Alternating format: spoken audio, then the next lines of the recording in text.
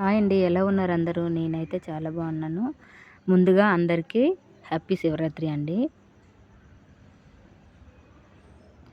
నేనేంటి custard powder చూపిస్తున్నాను అనుకుంటున్నారా? నేనైతే ఈరోజు ఫాస్టింగ్ ఉన్నానండి. మా వారు నా కోసం ఫ్రూట్ సలాడ్ అయితే తయారు చేశారండి. ముందుగా హాఫ్ గ్లాస్ పాలలోన కస్టర్డ్ పౌడర్ ఇలా మిక్స్ చేసుకోవాలి. ఉండలు కట్టుకుంటూ కలుపుకోవాలన్నమాట. స్టవ్ పై ఒక గిన్నె పెట్టుకొని ఆ గిన్నెలో 2 లీటర్లన్నర పాలు పోసుకొని పాలు బాగా మరిగాక అందులో మనం తీపికి సరిపడంత షుగర్ అయితే యాడ్ చేసుకోవాలండి. షుగర్ యాడ్ చేసుకున్నాక కొంచెం బాగా కలుపుకోవాలి, లేకపోతే అడుగు పట్టేస్తుంది అనమాట.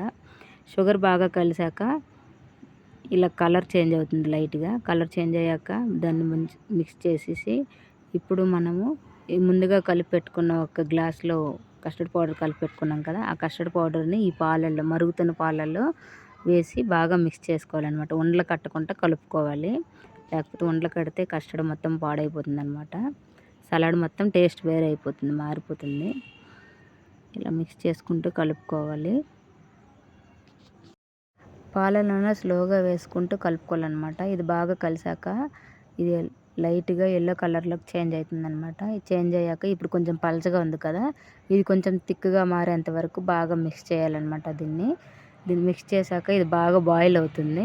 బాయిల్ అయ్యాక మనం దీన్ని తీసి పక్కన పెట్టుకోవాలన్నమాట. ఈ థిక్నెస్ వచ్చాక దీన్ని పక్కన పెట్టి స్టవ్ ఆఫ్ చేసేయాలి. ఇంకెక్కువ బాయిల్ చేయొద్దు. దీన్ని పక్కన పెట్టుకున్నాక మనకు నచ్చిన ఫ్రూట్స్ అన్నీ, మనం ఏ ఫ్రూట్స్ వేయాలనుకుంటున్నామో ఆ ఫ్రూట్స్ అన్నీ వేసుకోవాలన్నమాట. ఏ ఫ్రూట్స్ అయితే వేయాలనుకుంటున్నామో ఆ ఫ్రూట్స్ అన్నీ ఇట్లా నీట్గా కట్ చేసుకొని పెట్టుకోవాలన్నమాట. ఇవన్నీ కడిగి నీట్గా కట్ చేసుకొని పెట్టుకున్నాక ఇప్పుడు మనం ఆల్రెడీ ముందుగా కస్టర్డ్ కలుపుకున్నాం కదా, ఆ కస్టర్డ్ని చల్లబడాక అందులో ఈ ఫ్రూట్స్ అన్నీ స్లోలీగా వేసుకుంటూ కలపాలన్నమాట. ఇది గోరువెచ్చగా ఉన్నప్పుడే వేయాలండి.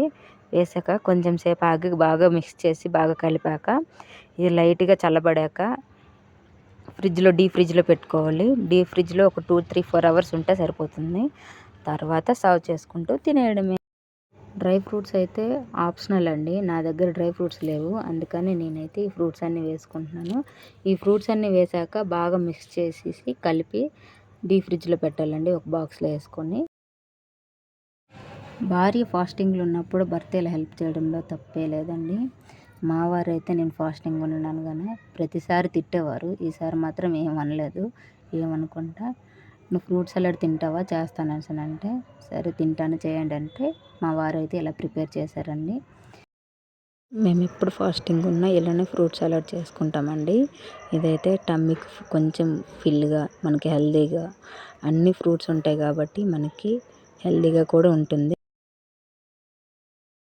మీరు కూడా ఫ్రూట్ సలాడ్ ట్రై చేసి కామెంట్ సెక్షన్లో కామెంట్ చేయండి ఎలా ఉందో.